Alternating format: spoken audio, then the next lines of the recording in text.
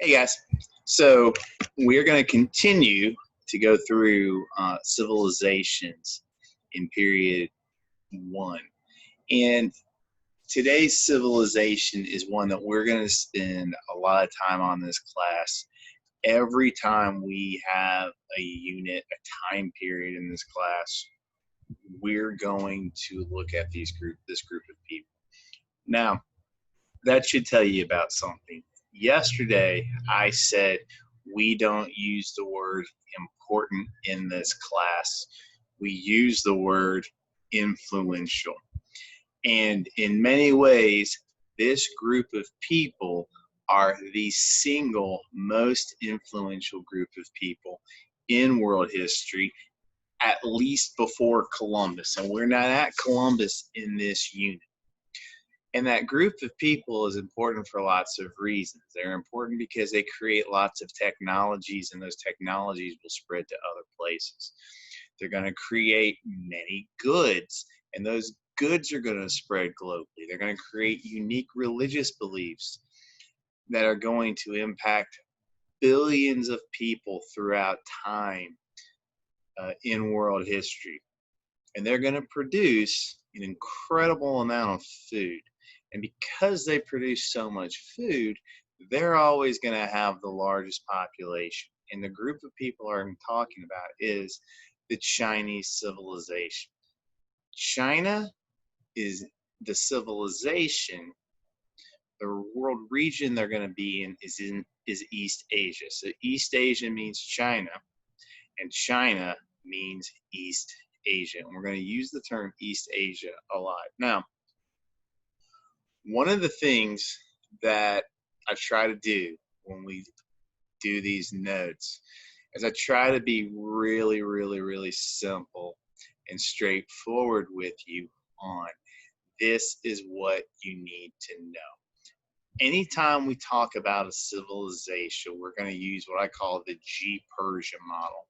And each one of these things stands for something. The G is geography. The P is political systems. The E is economics. The R is religion. The S is social institutions. The I is innovations and technology. The A is their art and architecture.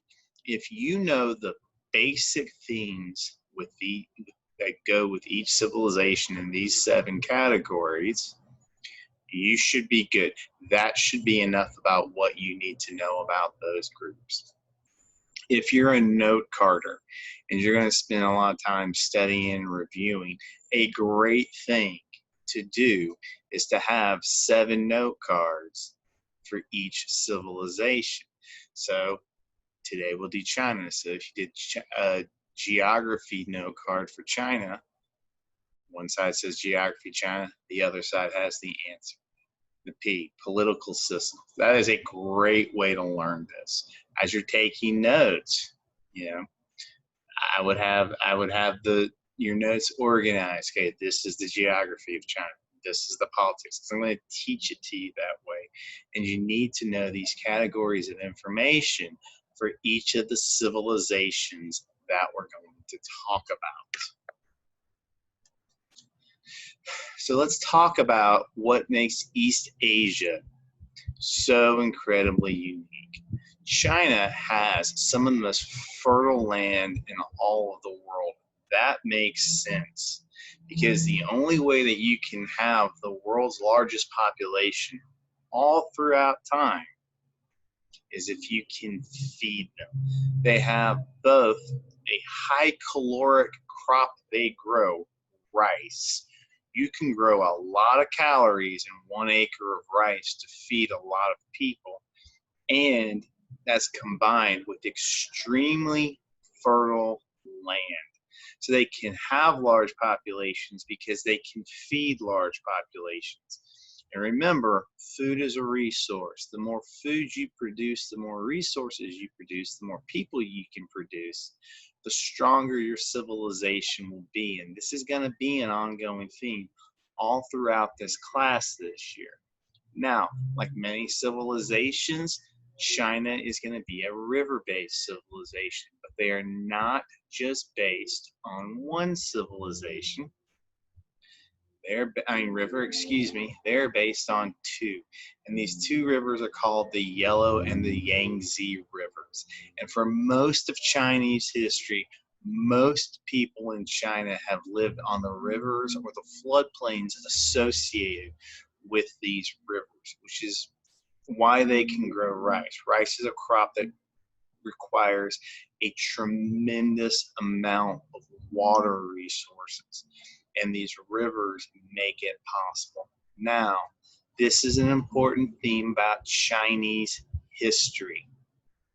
These rivers give life. These rivers make large populations in China possible, but they come with a very, very, very big caveat.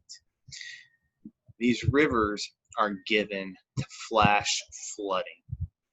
Once every 30 or 40 years, out of nowhere, a flood can hit.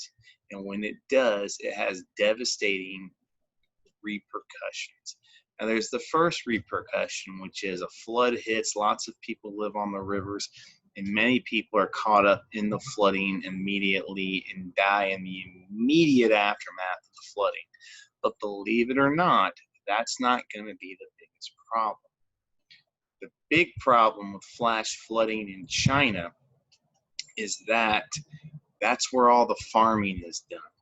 A flash flood at the wrong time of the year can result in an entire year's worth of crops being ruined. And frequently, when there's a flood, you'll also see a famine. And in many instances, the famine that is associated with flooding in China is actually long-term going to cause more problems with society and larger losses of life than the immediate impact of the flood. Because of this, these rivers are frequently referred to as China's sorrow. The rivers giveth and the rivers taketh away. Now, here is a map of the world region that we're looking at. And the big political entity we're going to look at, and we're going to talk about them in just a moment, is the Song Dynasty. Now, anytime you see a Chinese word, you're going to see it spelled in different ways. Our spelling is going to be just like singing a song, S-O-N-G. But I do want you to see something about this. Traditionally, Chinese populations live in East China because that's where the rivers are. Chinese civilization is traditionally a much smaller area than the modern day country of China actually is, because most of West China is either a very, very terrible desert or mountains that don't have a lot of resources, so there's no reason to attempt to control them anyway. However, there is one big thing that goes through West China. I'm going to see if you can figure that out as we continue on in this video. Political systems. During this time, China is ruled by a dynasty. We will talk about Chinese dynasties a lot. A Chinese dynasty is just another word for a Chinese empire. In this time period, when this time period starts, and remember we're talking about 1200, China is ruled by a dynasty called the Song. This is important. They are not the first Chinese dynasty. Before this time period, there were several Chinese dynasties, and there will be several Chinese dynasties that come later. A Chinese dynasty has all of the traits of an empire, which means the dynasty must have conquered something.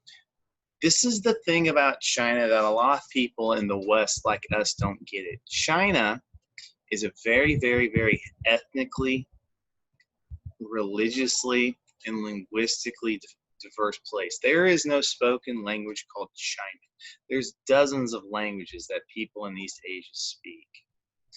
The reason we call this an empire is China is politically organized traditionally in one of two ways, either small regional kingdoms or one big empire. And what happened was the Song had been one of those small regional kingdoms, and they conquered all of China to make this dynasty, to make this empire. So You've never heard anything of the Song before, but once I tell you that the Song are an empire, then going off of what we talked about yesterday, you need to know, you should be able to tell me in comments right now, oh, here are a bunch of traits about the Song that I already know.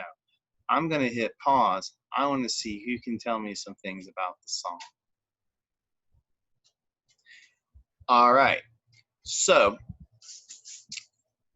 if you're thinking big picture, if you're taking the things that we learned about yesterday, you'll remember that, hey, if they're an empire, that means they must be patriarchal. That power must come from one person, an emperor.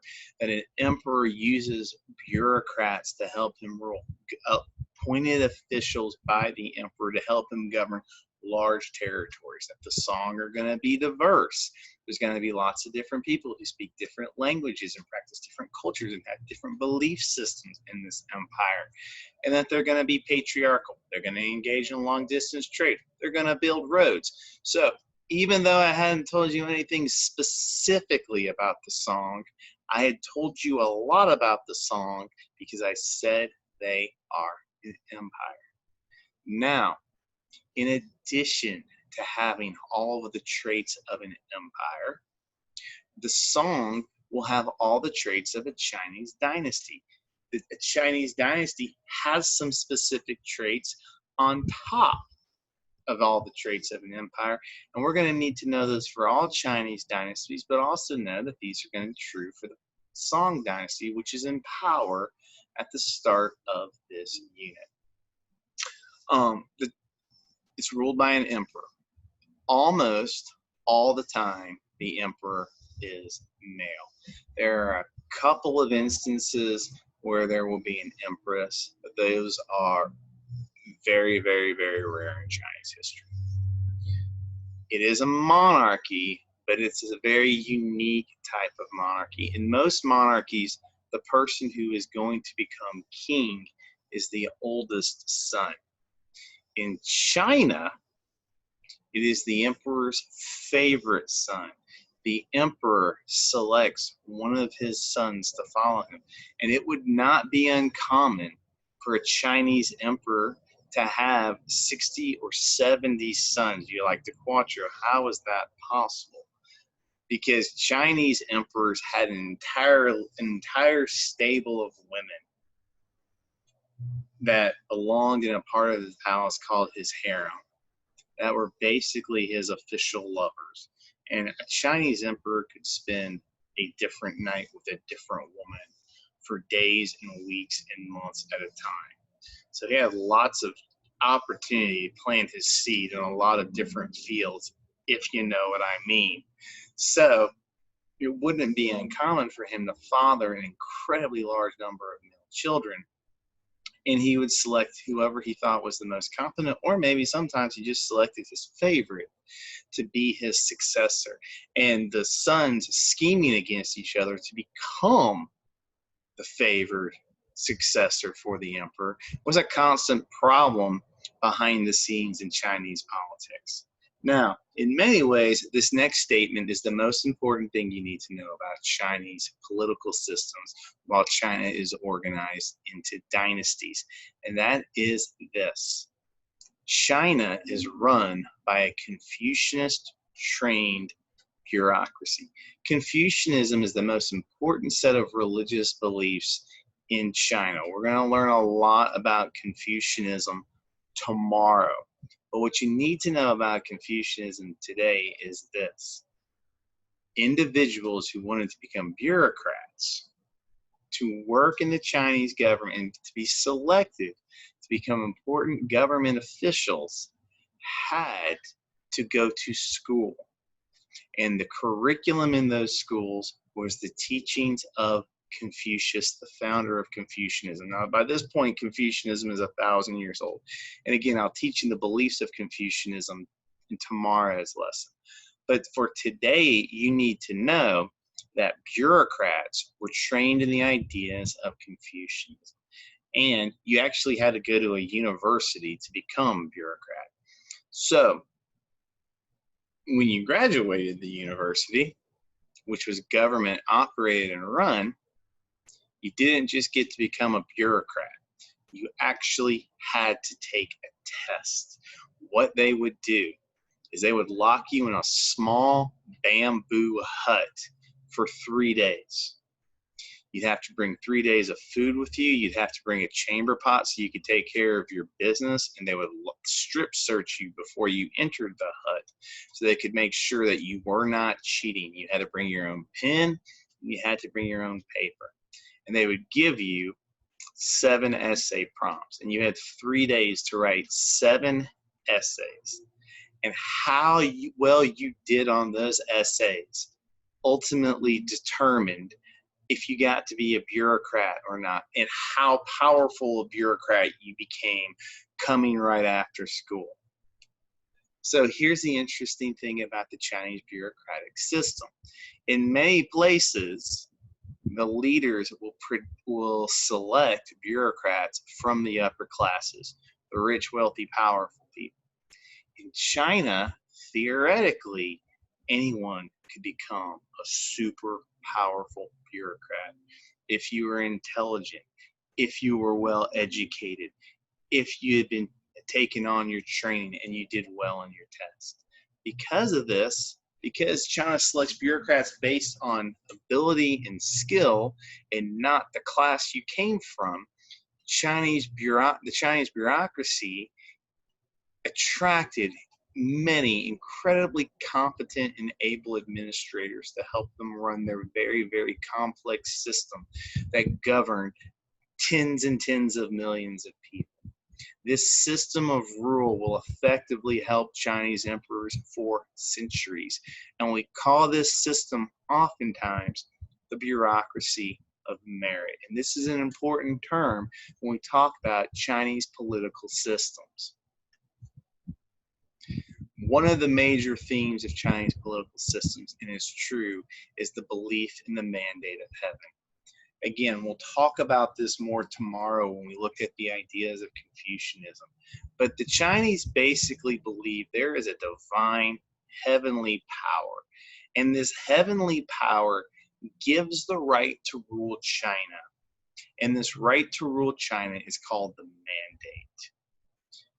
The mandate can be given and the mandate can be taken away. And this is one of the biggest themes about Chinese history. Emperors had to constantly show that they were ruling effectively, because when things were going well, they could claim to the Chinese people, hey, look at how well things are going. The divine heavenly power is obviously still with us. We have the mandate.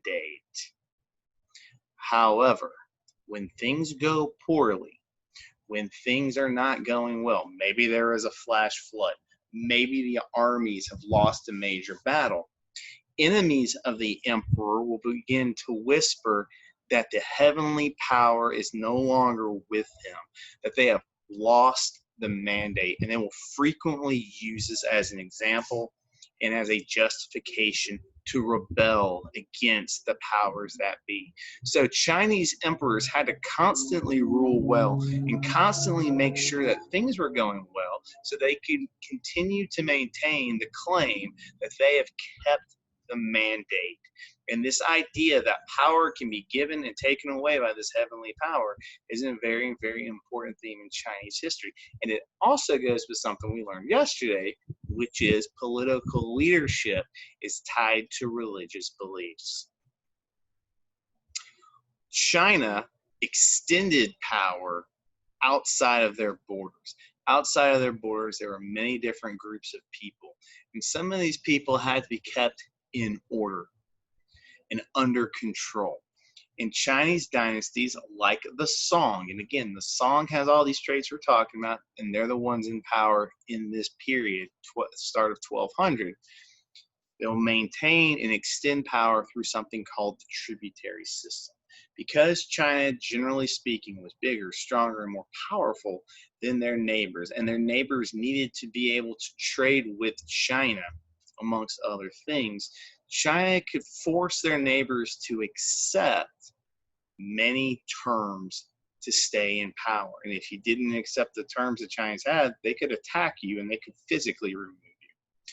They did this by annually collecting tribute from their neighbors and sometimes collecting hostages. It would not be uncommon every year for neighboring states to send important family members of leaders to China for a year. And yes, while they're in China, they're going to be treated very, very well. They're going to get educated. They're going to see the glories of Chinese civilizations.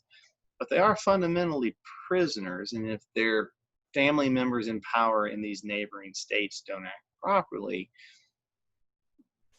bad things can happen to them. Another thing that happens is Chinese leaders are expected to kowtow before the emperor, to annually visit and perform this ritual of showing submissiveness. Now, this is a picture from the 19th century of two political leaders doing the kowtow. But this idea has extended back in Chinese history for centuries and was certainly being practiced during the time of the Song. Now, we're going to do the E today, and then we're going to quit. So today we're doing the G, the P, the E, the geography, the politics, and the economics of China. And then we'll do the rest starting tomorrow. China has, I've told you this already, have abundant food supplies. One of the reasons for that is right before this unit started, they became exposed to a new type of rice that came from the neighboring region of Vietnam. It's called champa rice. Champa rice is also known as fast ripening rice. And here's the thing about champa. Champa grows so quickly, you can get 2 crops a year out of it. You get a summer and a fall crop. So once champa comes to China, China can feed literally twice as many people as they used to be. So one of the things that the Song never have a problem with is feeding large populations. This is one of the ways that they show that they can at least claim, hey, look, we have the mandate. Look at how much food is being produced. Famine is not a problem. It's weird to think of something like rice as a new technology, but we are also going to consider it a technology, and we will talk more about that tomorrow. They're engaged in long-distance trade. They will trade on both the Silk Road and on, which is a land-based trade route, and on a maritime trade route called the Indian Ocean. They will trade by land with people as far away as Europe. They will trade by sea with groups of people as far away as Africa. Understand this, people from all over the world are interacting with East Asians. And in these interactions, lots of things are being spread. People, languages, culture, religion, food, and trade goods. And we'll talk about all of those things later on in this class. Now, things you trade long distances are almost always luxury goods. For people to want to trade and for people from all over the world to want to come to China to trade, China must have had something really, really, really important. And there's 2 traditional luxury goods that China will trade in this time period. The first one is silk. Chinese silk is highly sought after by elites in the upper classes all over Eurasia. And when I use the term Eurasia, I'm using the term Europe, Africa, Europe and Asia. And I should also include Africa. Afro-Eurasia is the term I should be using. Those 3 continents, which really are one landmass that are connected.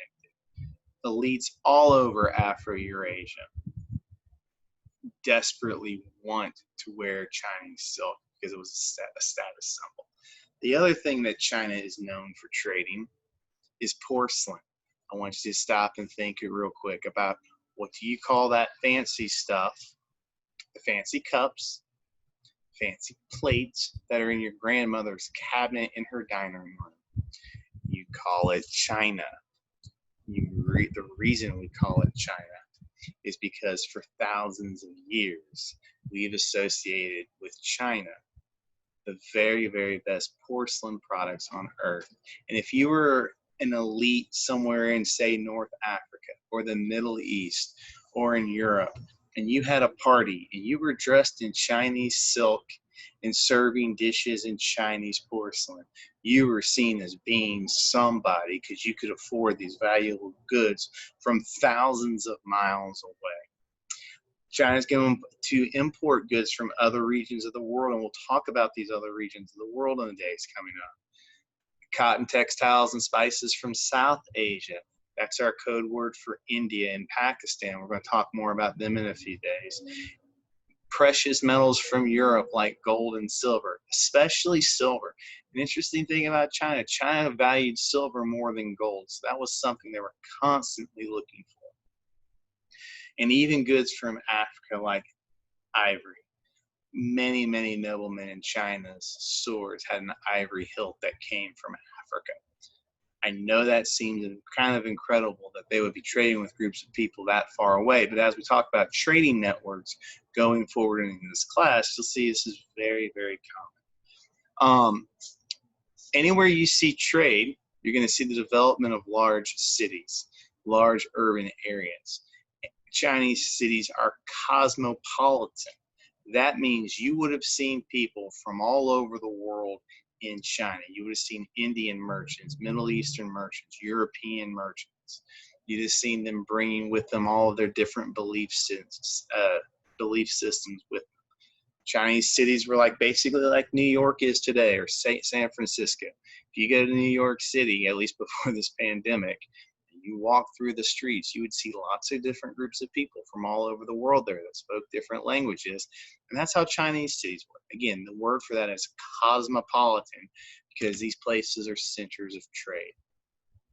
This right here is a map of the two major trade routes that we're going to talk about. And I just want to introduce it to you for the first time. The red is the Silk Road. You can see it connects China all the way to India. And then the blue is the Mediterranean, is the Indian Ocean trade routes. They have extensive trade both by land and by sea. All right, we're going to stop with the notes today, and we'll finish China tomorrow. What I want you to do today is I want you to answer these 3 questions in Canvas. Answer these questions fully, okay? Answer them well. Think about your answers, and the first thing we'll do tomorrow is we'll talk about the answers to these questions, because these are big picture ideas. I'm going to pause the video. I'm going to stick around. I'm going to take any questions anybody has. If you don't have any questions, feel free to go ahead and jump into answering these 3 questions, and I'll see you in a couple days. Thanks, guys.